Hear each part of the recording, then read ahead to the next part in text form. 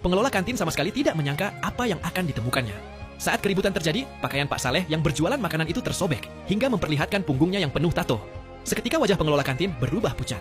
Tato itu bukan gambar biasa, melainkan lambang yang selama ini dikenal sebagai simbol seorang legenda dari dunia kriminal. Lolita yang berdiri di samping ayahnya hanya bisa terpaku. Ia tidak pernah membayangkan bahwa ayahnya yang baru saja bebas dari penjara ternyata memiliki masa lalu yang begitu mengejutkan. Bertahun-tahun sebelumnya, Pak Saleh rela menanggung seluruh kesalahan demi melindungi saudara-saudaranya. Sejak saat itu, tidak ada seorang pun di dunia lamanya yang berani menantangnya. Setelah lebih dari 10 tahun menjalani hukuman, hari kebebasannya akhirnya tiba. Ratusan mobil mewah telah berjejer di depan penjara untuk menjemputnya. Kelompok yang dulu ia dirikan bahkan telah berkembang menjadi perusahaan terbesar di daerah itu. Semua rekan lamanya memohon agar ia kembali memimpin mereka. Namun, Pak Saleh menolak dengan tegas. Ia sudah lelah dengan kehidupan masa lalunya dan hanya ingin hidup sederhana bersama istri serta putrinya. Sayangnya, masa lalunya membuat semua perusahaan menolak memberikan pekerjaan saat ia melamar. Hingga suatu hari, Pak Saleh mendengar Lolita mengeluhkan makanan di kantin sekolah yang menurutnya kurang enak. Demi putrinya, ia membuka sebuah stand kecil di depan sekolah dan menjual makanan kotak dengan harga terjangkau. Karena rasanya lezat dan harganya murah, para siswa berbondong-bondong membeli makanan darinya. Namun, ketika Lolita datang bersama teman-temannya, suasana langsung berubah.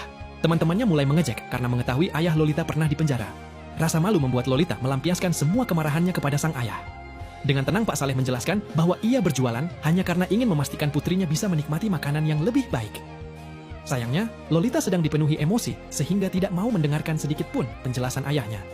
Tidak lama kemudian, pengelola kantin datang bersama beberapa anak buahnya. Ia menuduh Pak Saleh merebut pelanggan kantin sekolah. Tanpa ragu, mereka membalikan seluruh makanan yang telah disiapkan dan memaksa Pak Saleh membayar kerugian. Demi menghindari masalah, Pak Saleh bersedia mengganti kerusakan. Namun, pengelola kantin justru semakin berani dan meminta ganti rugi sebesar $50.000. Pak Saleh menjelaskan bahwa ia belum pernah memperoleh uang sebanyak itu, tetapi penjelasannya sama sekali tidak didengar. Melihat perlakuan yang tidak adil, para siswa mulai menyuarakan protes. Lolita pun akhirnya memberanikan diri membela ayahnya. Mendengar itu, pengelola kantin langsung memerintahkan anak buahnya untuk menangkap Lolita.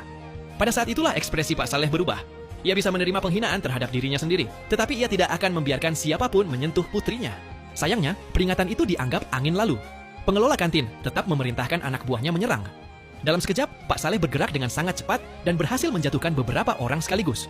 Di tengah kekacauan tersebut, pakaiannya robek hingga seluruh tato di punggungnya terlihat jelas. Seseorang langsung mengenali lambang itu. Tidak mungkin salah, tato tersebut memang merupakan simbol milik sosok legendaris yang pernah menguasai dunia kriminal. Meski begitu, pengelola kantin tetap tidak percaya. Menurutnya, orang sebesar itu tidak mungkin memilih berjualan makanan di depan sekolah.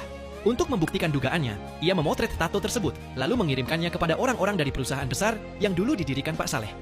Lolita mulai diliputi ketakutan. Ia mengira ayahnya baru